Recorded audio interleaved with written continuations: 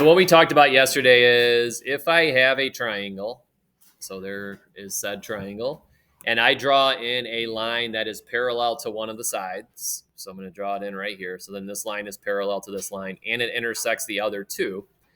Then these sides are are intersected proportionally. Okay. So that if this was like A and B, and this was C and D, we can say that A is to B as C is to D. That's what we were wrapping up yesterday at the end of the pier. It's called the side splitter theorem. It allows us to solve for those things pretty quickly. Okay. Something similar happens when we have this. It says when three or more parallel lines. So if you look, these are our arrows for these three lines telling us that those three guys are all parallel to each other, are then cut by transversals. So transversals are those lines that intersect the parallel line. So there's one of them. There's another one of those. Then the transversals intersect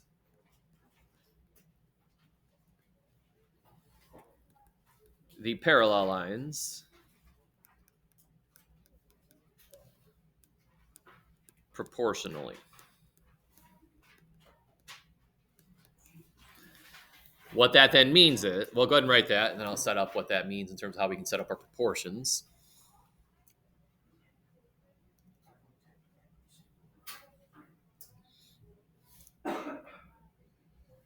So what that means in terms of what this would be as a setup, I could take P, so this segment right here, I could compare it to Q as long as I go to the other fraction and take the top little section and compare it to the bottom section, just like I did over here. R is to S.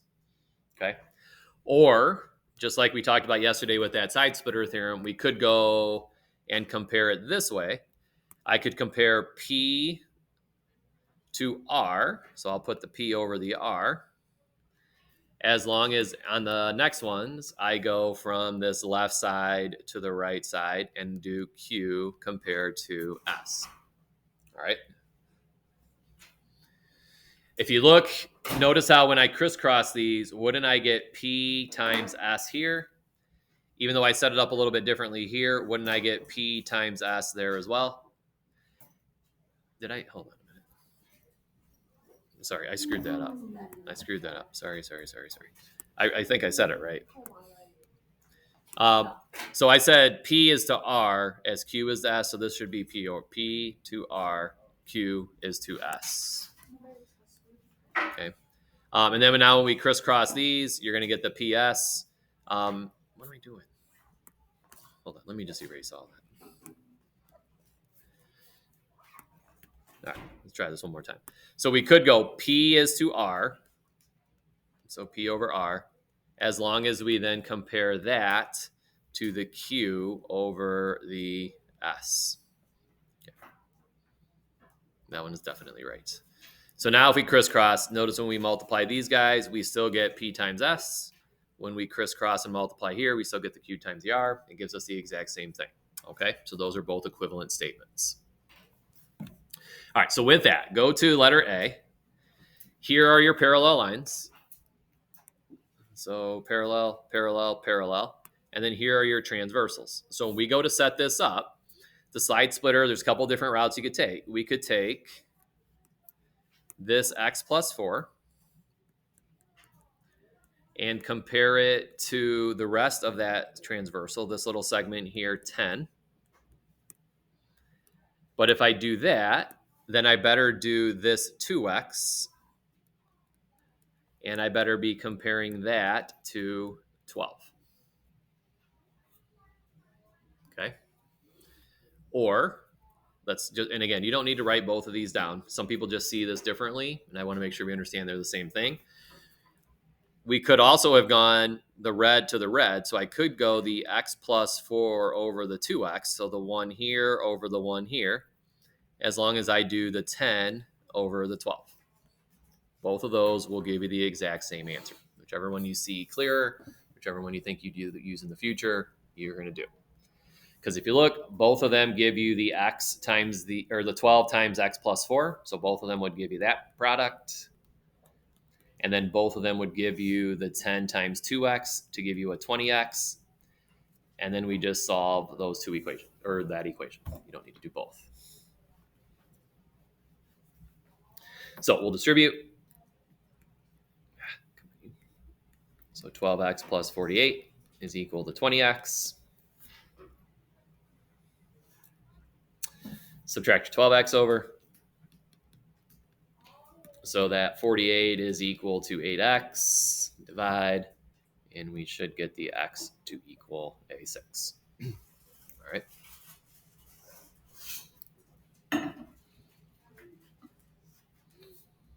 Okay, B. Try B.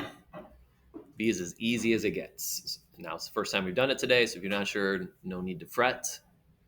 But when it sets up like this, these are really nice, short, and sweet. All right, so try letter B.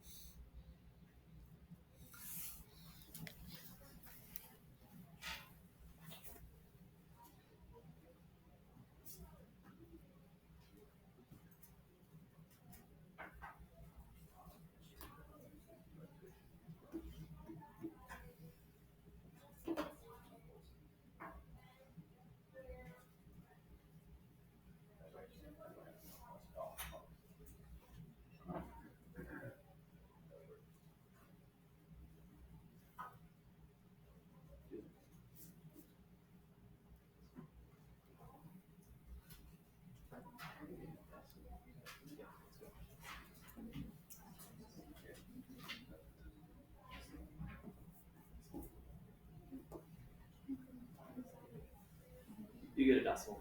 Don't freak out when you get a decimal. No need to panic. Decimals are okay. Not harm you. I know, right? Okay, Haley. Actually, I'm going to do Hannah T first because I think Hannah T probably has it set up the way that the majority of us have it set up. All right, so Hannah T, what do you got? I did a over 9 equals 3 over 5. Good, and that's the way I would see it. That's probably the way I would set it up. It just sets up like a fraction where I put the a over the 9 and the 3 over the 5. When we crisscross and solve this, you would get 5 times a, and then the 9 times 3 is 27. All right, but then Haley, how'd you set it up, Haley? Good, so she did 3 over a, so know what she did. She started here and then went across to the a. That is okay as long as you do what next, Haley? Good. Start with this 5 and then move over to that 9. Look at what happens when we crisscross here. You're going to get 27 equals, and then the a times the 5. Aren't we at the same spot we were doing it the other way? Okay. And then I would imagine some of you did something similar and did kind of like the a over the 3. So you just went the other direction. A compared to 3 would be equal to the 9 compared to the 5. And if you notice, 5 times a, then 9 times the 3, we're still the same spot for all of those. Okay. And then decimals are all right. All right, what is 27 divided by 5? Yeah, 5.4. Okay, so that's our answer. All right, that's as easy as it gets. C's sneaky. So be sneaky. See who's clever. See who's clever.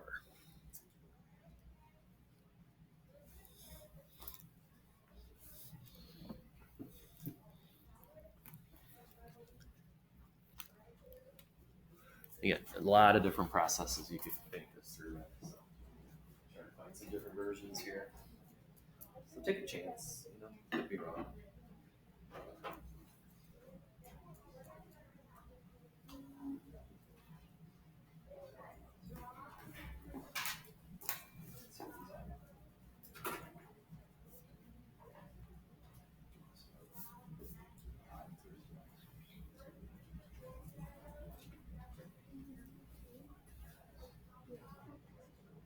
Yeah, find X and Y.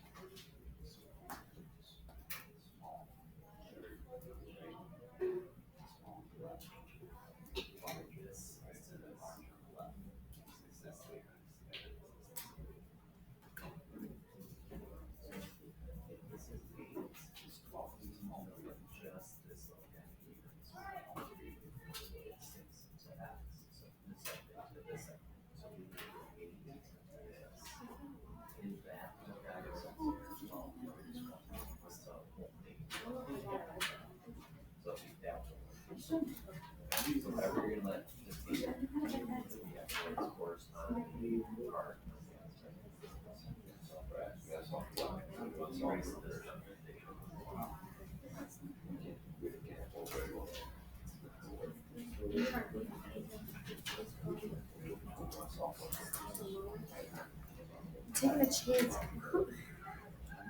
So there would have been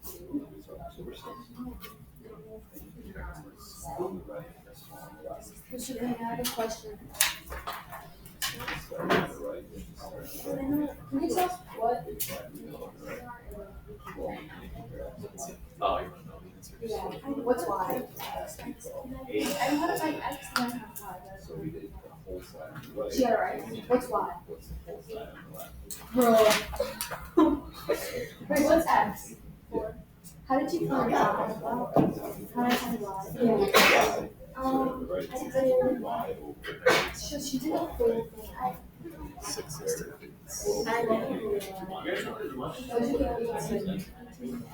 Try. Good try. Understand why this doesn't work. Oh my god. You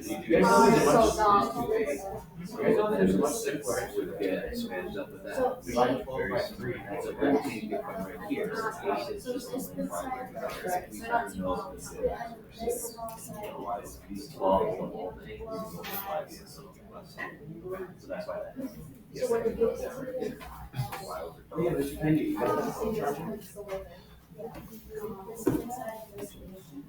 Give me another 30 seconds here so you can figure that out. Then I've seen 2 or 3 different ways now. We can show.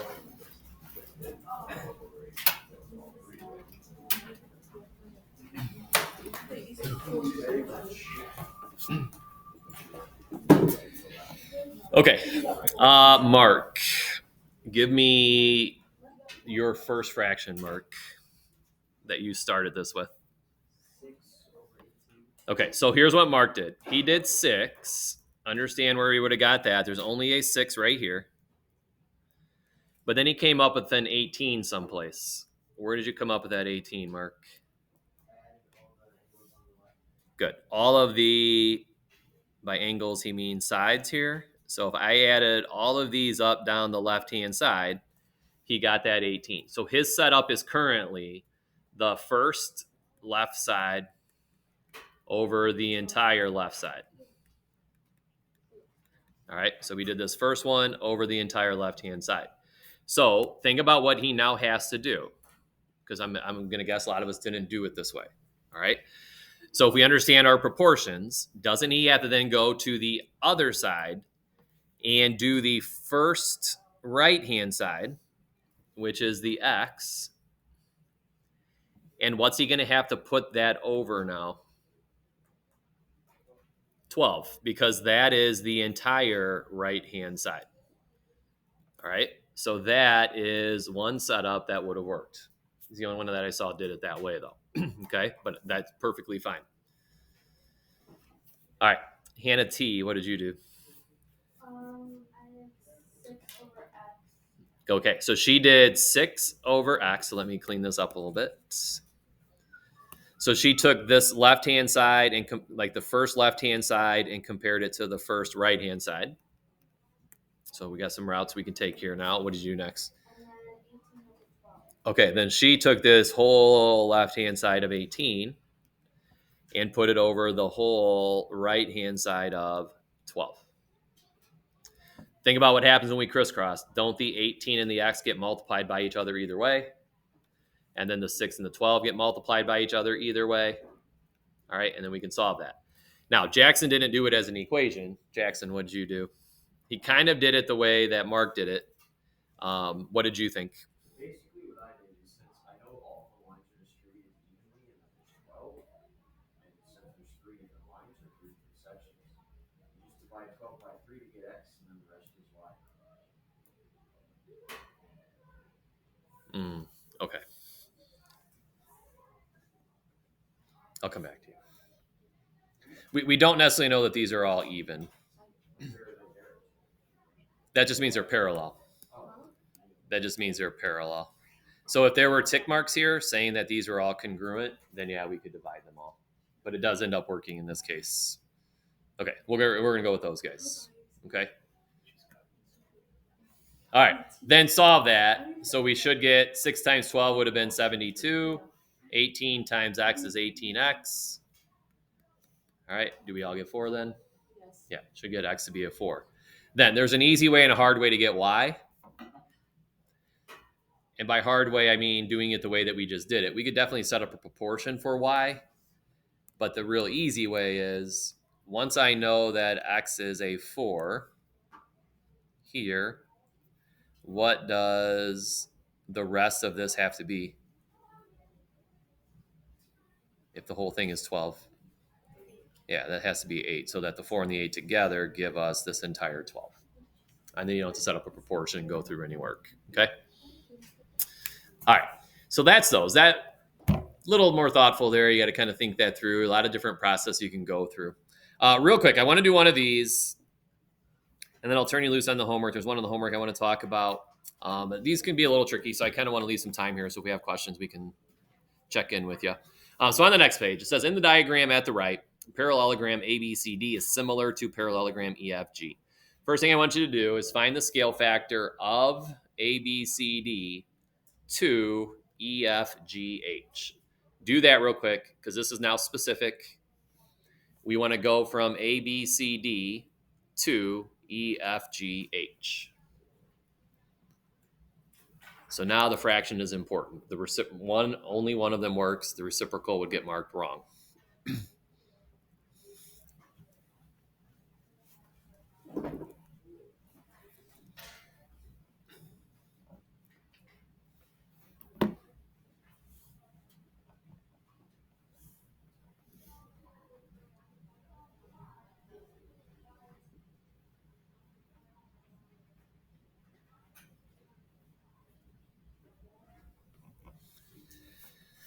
Okay, do your own kind of little self-check real quick. If I'm going from ABCD to EFGH, what did we do? Did we get bigger or did we get smaller? Smaller. So what's that mean about our R, Riley? Should R be greater than 1 or less than 1? Good. So your answer better be less than 1. So do a real quick check and make sure that the R that you think your scale factor is less than a 1. If it's not, it's probably the reciprocal. Okay, you would probably need to flip it. Okay. So if we look at the two sides that we actually know, we only know the right-hand sides in terms of corresponding sides. So it's easy to think you're going to do a 10 over a 4, and that's not necessarily wrong in many situations. But if you write that as your scale factor, let's reduce this down to be that 5 halves. Is 5 halves less than a 1? No. So we want to flip that, and our scale factor should be 2 over a 5. The other thing we've talked about, that fraction is always going to be in the numerator what you're going to, and in the denominator what you are coming from. That would tell us to put the 4, since that's what we're going to, on the top, put the 10 on the bottom, and then we make sure that we get that correct. Okay? All right, letter B. Set up a proportion and figure out the length of EF. So here is EF. That is not given to us. Set up a little proportion, figure out what that would need to be.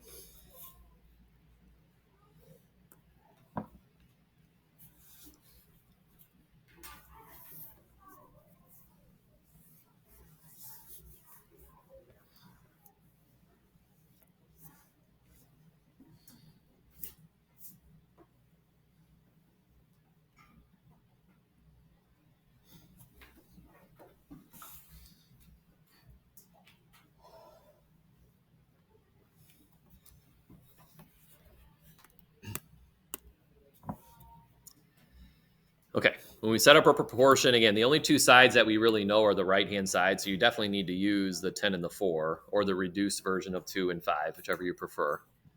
All right, I'm going to do 10 over 5. Or, I'm sorry, 10 over 4. So I did the big right-hand side to the small right-hand side, so I'm doing big on top, and then I'm going to do the small on the bottom. So when I now go to find EF, its corresponding side is the top here.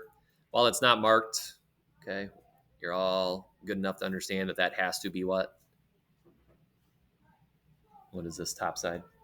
Yeah, that's got to be 15. It's a parallelogram. Opposite sides are congruent. So if the bottom is 15, that's 15. Since I went big to small, that means I got to put the 15 on top. And then the EF that I'm looking for will be that X. That's got to be your bottom.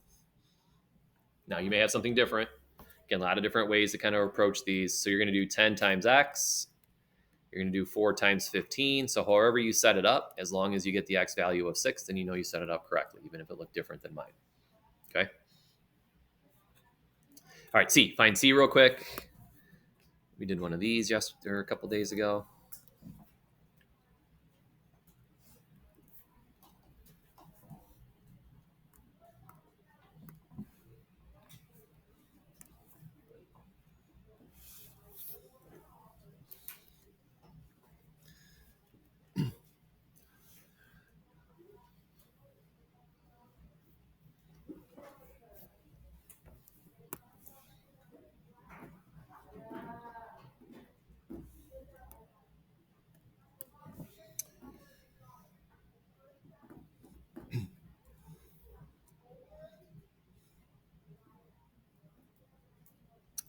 All right, anybody get that? Anybody think they have this answer? Measure angle G, what do you got, Juan? 142. Good. So if you did it right, should get 142 degrees. All right, what did you do first, Juan? I saw there was 38, and then you had to get 180 from that. So then I just subtracted 38 from 180, and I got 142. So is that this angle right here then? Yeah. Okay, so he stayed in the big figure up here, and he understood that if this is 38, its consecutive angle has to be its supplement. These are supplementary to each other. So he did 180 minus that 38. That's where he gets the 142 from. Now that's angle C. We want an angle G, but what do we know about these corresponding angles? Yeah, if it's a similar shape, which they are, we know all of the angles are congruent to each other. So if that's 142, then that has to be 142. Okay. All right, D and E, real quick and easy. If you go to EFG, you were given this side to be 4. So if that side is 4, the opposite side is 4. We had found in letter B that the top of the small one was 6. That means the bottom is also 6. Perimeter is just adding all of those up. So we have what? 12 and 8 should give us a perimeter of 20. All right, then we go find the perimeter of the bigger one, A, B, C, D. We knew these were 15. You were given this as a 10. So those are 10 and 10, 15 and 15. Add them all up. All right, that will give us how many? Hannah? 50. So add them all up. That's going to be our 50. And then now this question. Find the ratio of the perimeter. And then again, you're going to go from A, B, C, D to E, F, G, H. So one of the things that we talked about is we could set this up. And again, it's going to be whatever you're going to divided by whatever you're coming from. So we are going to E, F, G, H. E, F, G, H was the 20. We are coming from A, B, C, D, which is the 50. Notice how that reduces down to be 2/5. It's probably just a matter of time before I don't give you all that information. And the way you would answer this question is knowing that back up here in letter A, didn't we find our scale factor from A, B, C, D to E, F, G, H to be 2/5 as well? And the lengths of the sides and your perimeters will have the same ratio as well. So you could have just looked back at letter A, saw that this was 2/5, even if we didn't know all this information, and know that this is also 2/5. Okay. All right. So the rest, we're not going to do those. I want to kind of get you started on the homework so you have a little bit of time, because some of these can be a little tricky here. And I want to do one on the homework too.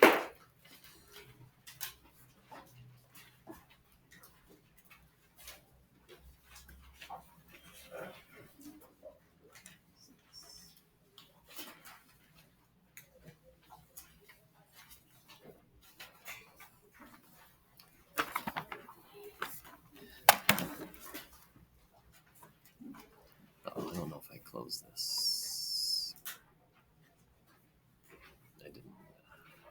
All right, go to number 25 in the homework. And then I'll turn you loose. You can have plenty of time to get a lot of this done before you go. We'll go to 25 in the homework. Actually, I have that assignment from yesterday graded. I want to give that back to you because there was one like this that not many people were getting correct.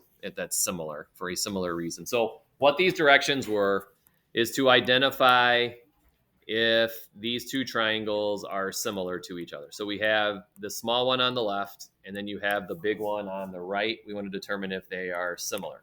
So the way we determine things are similar is with the angle-angle postulate, the side-angle-side, or the side-side-side postulate.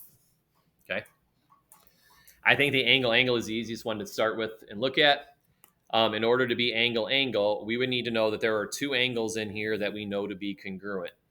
Do I give you any angle degree measures that we could look at and identify that they're congruent to each other? No. So in terms of us doing this, we're not going to be able to do this because there's no way for us, like, here's an angle here. This looks like it's corresponding angle, but I don't know that they're congruent.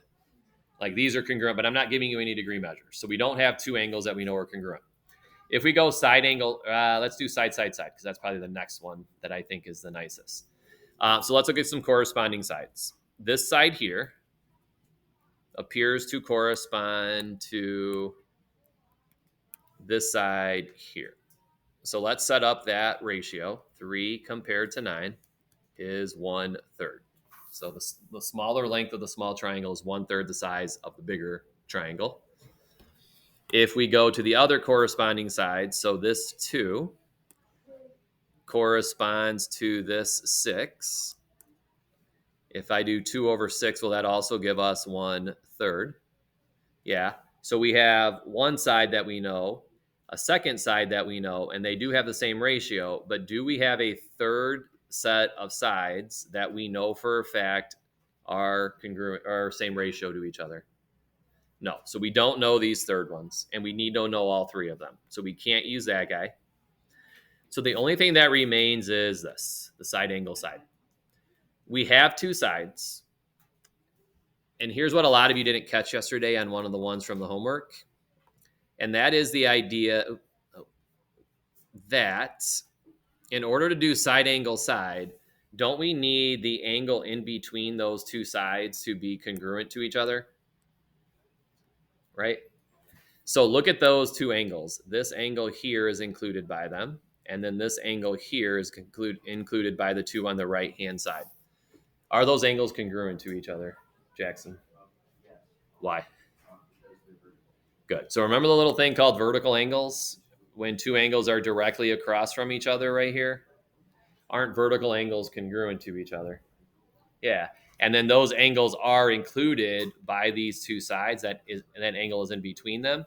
So this is a yes. And you would say because of side angle side. Okay? That's what you're doing for that set down there. Just saying yes or no. If you say yes, you're going to tell me why. All right, which of these three guys here you're going to use. Okay? All right, so you have that. Start on that. And then if you have any questions, we'll be walking around trying to help because this does kind of play some mind games. There's so many different ways to set up these proportions. And the whole first page should be a practice at all these different routes you could take to set things up. But it can also kind of make your head spin a little bit.